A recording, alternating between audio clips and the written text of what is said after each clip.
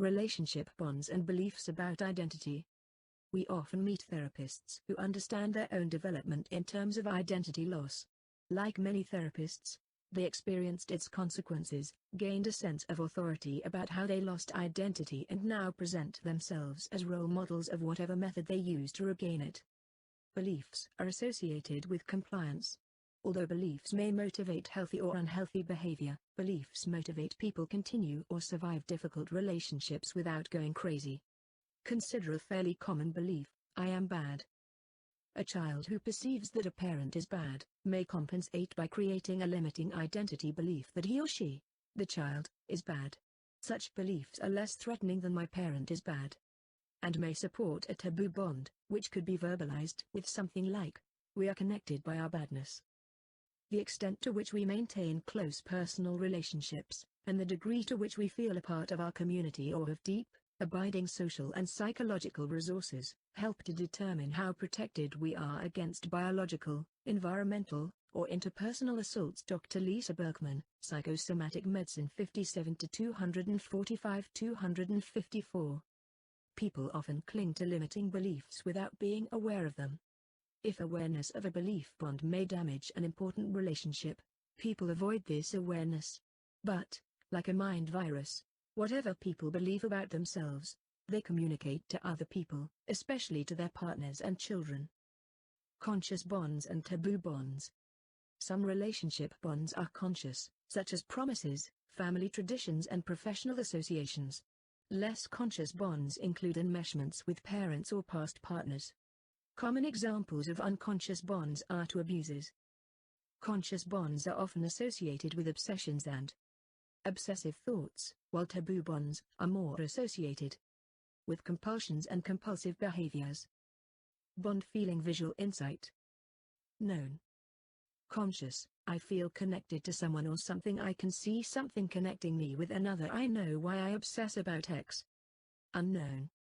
Taboo: I feel that something is badly wrong. I can see something dark, close to or inside my body. I don't know why I am compelled to. Why? Although some people describe perceptions of dark, shadowy shapes in the body as evidence of esoteric phenomena or as examples of black magic, we find that these dark shapes are related to the emotional entanglements that we call taboo bonds. Existential and contextual bonds. I differentiate the consequences of bonded relationships as existential, all of life, or contextual, part of life, in the areas of identity, relationships and global. Global relationship bonds, often at the level of humanity, seem to be associated with mental damage and spiritual abuse. This table shows how identity bonds support dysfunctional behavior. In this table, bad can refer to limiting identity beliefs such as I am sick, I am not good enough or I am weak. Bond identity relationships global. Existential. All of life, I am bad. I cannot not be bad. Bad is who I am. I must be with people whose lives reflect my or the world's badness. Everybody is bad and everybody will always be bad. Contextual. Sometimes, I am bad only when X happens or if Y is present. Sometimes I need to be with people who know how bad I am or how bad the world is. The world is only bad when X happens or if Y is present. Existential bonds may indicate chronic identification, lost identity or identity conflict, while contextual bonds may be activated by internal or external stimuli. Both existential and contextual bonds can trigger recurring dysfunction, such as apathy, depression, anxiety or anger. Symptoms of psychosomatic disease. Destructive or toxic relationship habits. Obsessions, compulsions or fixations. Origin of relationship bonds. Unpleasant bonds originate in relationship disturbances, either intense disturbances, for example a person witnessed an event that the person could not assimilate, or repeated unpleasant experiences, for example a trusted authority communicated that a person is somehow bad. Reciprocal bonds are a common consequence of mentor damage.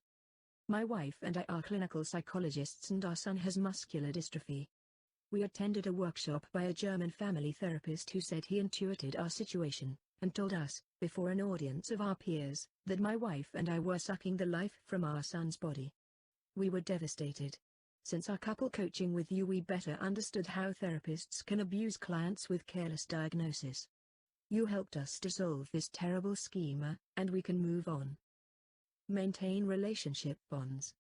People may maintain and strengthen their relationship bonds by traumatized behavior in the context of a bond, seeking experiences that support or confirm a bond, ignoring or minimizing information that contradicts a bond, relationships that perpetuate a bond through transference.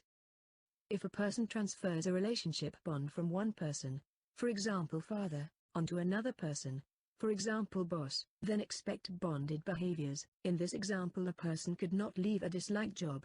Also, a person may transfer a bond to one person, for example to mother, onto many people, for example to all women. Those who can make you believe absurdities can make you commit atrocities. Voltaire. Taboo relationship bonds. People often avoid acknowledging their unpleasant bonds, often avoiding anything that reminds them of those emotions and thoughts. Such taboo bonds may be perceived as unpleasant feelings, compulsive thoughts and/or horrible visual images.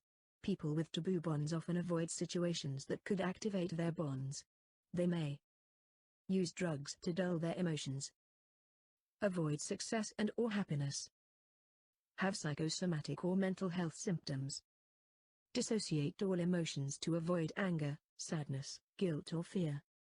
Taboo relationship bonds can motivate people to dissociate, become aggressive or confused. For example, what we were talking about? Some autoimmune diseases and psychosomatic symptoms may also be associated with relationship bonds.